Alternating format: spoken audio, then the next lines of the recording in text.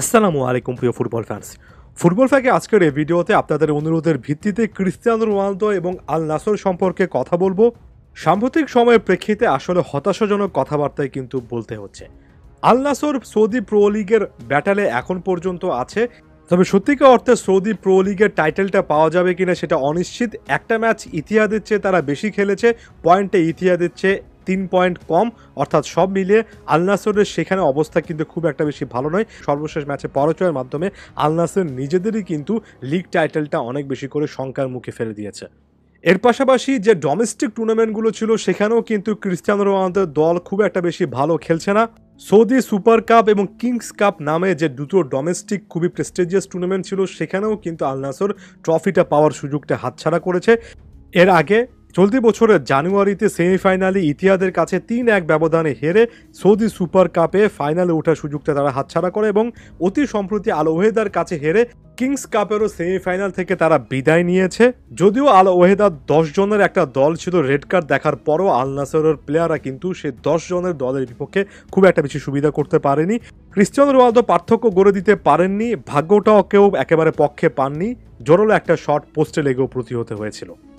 Overall কম্পিটিশনগুলোকে যদি আমি sum up করি তাহলে দুটো মেজর টুর্নামেন্ট অন্তত সৌদির প্রেক্ষাপটে সৌদি সুপার কাপ এবং কিংস কাপ দুটো থেকেই কিন্তু ক্রিস্টিয়ানো রোনালদোর দল আল নাসর বাদ পড়েছে। টিকে আছে এখন পর্যন্ত সৌদি প্রো লিগে, তবে সিচুয়েশনটা অনেক বেশি করে কঠিন, এটা অবশ্যই মানতে হবে। রোনালদো আসার আগে সৌদি প্রো লিগে কিন্তু একেবারে টপেই ছিল আল নাসর। রোনালদো যে 11টা ম্যাচ খেলেছেন সেখানে 7টা জয়, 2টো ড্র এবং 2টো পরাজয়, অর্থাৎ 4টা ম্যাচে পয়েন্ট ড্রপ করার কারণে তারা কিন্তু এই মুহূর্তে দ্বিতীয় স্থানে থাকলেও সেখানেও খুব একটা বেশি সুবিধাজনক অবস্থানে নেই। আল ইতিহাদ শক্তিমত্তার বিবেচনায় এই মুহূর্তে যথেষ্ট পরিমাণ কিন্তু এগিয়ে আছে। রোনালদোর জন্য শিরোপা জয়ের এই একটাই উপলক্ষ এই মুহূর্ত পর্যন্ত টিকে আছে। যদি বাকি ম্যাচগুলো আল নাসর সৌদি প্রো লিগে ভালো খেলতে পারে তাহলে হয়তো বা কাঙ্ক্ষিত সেই শিরোপা তিনি পাবেন। যদি শিরোপা না পেয়ে এই সিজনটা শেষ করেন তাহলে সমালোচনার পরিমাণ আরও অনেকটুকু বেড়ে যাবে। ব্যক্তিগত জীবনেও কিন্তু একটু সমস্যা আছেন। এর পাশাপাশি এই সৌদি প্রো লিগেও এসেও খুব একটা বেশি সফলতা না পাওয়াটা ক্রিস্টিয়ানো রোনালদোর ফিউচার ক্যারিয়ারের জন্য আরও বেশি করে খারাপ হতে পারে এবং এ মুহূর্ত থেকে অনেকেই কিন্তু সমালোচনাটা শুরু করেছেন। এতটুকু পর্যন্ত আমি ওভারঅল সাম আপ করলাম ক্রিস্টিয়ানো রোনালদোর নতুন এই মিশনটা, অর্থাৎ সৌদি লিগের মিশনটা কেমনভাবে যাচ্ছে। তবে আমার কাছে মনে হয় এখানে ব্যক্তিগত একজনের সমালোচনা না করে ওভারঅল আল নাসরের দলটারও সমালোচনা করতে হবে। এখানে যে বাকি পারফর্মারও রেগুলার পারফর্ম করছেন সেটা বলার সুযোগ দেখছি না।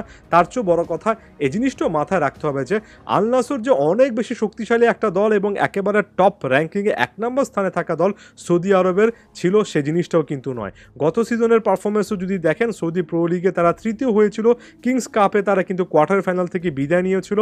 অর্থাৎ রোনালদো আসার আগে এই আল নাসর একেবারে সৌদির সেরা ক্লাব ছিল সেটা বলার সুযোগ ছিল না। এই মুহূর্তে রোনালদো থাকার পরও সে সুযোগটা থাকছে না এবং দিন শেষে এই জিনিসটাই সবচেয়ে বড় বাস্তবতা। আপনি যত বড়ই ফুটবলার হন না কেন একটা দলীয় খেলায় ওভারঅল দল হিসেবে সকলকে খেলতে হয়। তাই এখানে রোনালদোর ব্যর্থতার চেয়ে আমার কাছে একটা দল হিসেবে আল নাসরের ব্যর্থতাই অনেক বেশি করে ফুটে উঠবে। যাওয়ার আগে আর একটা কথাই বলবো, বয়সটা একটা বড় রকমের ফ্যাক্ট। 38 বছর পার করা রোনালদো আসলে আর কতদিন ধরে খেলবেন, আসলে আর কতটুকু দেওয়ার আছে সেটা নিয়েও কিন্তু প্রশ্নের সুযোগ আছে। তবে একটা জিনিস অবশ্যই চাইবো, একজন আইকনিক লেজেন্ডারি প্লেয়ার হিসেবে অন্তত আল নাসরের জার্সিতে সৌদি প্রো লিগটা যদি ক্লেম করতে পারেন তাহলে সিজনটা একেবারে ট্রফিলেস হবে না। সেই জিনিসটা রোনালদো আসলে করতে পারবেন কিনা, সতীর্থদেরকে বাকি সিজন জুড়ে উজ্জীবিত করতে পারবেন কিনা সেটাই এখন দেখার বিষয়।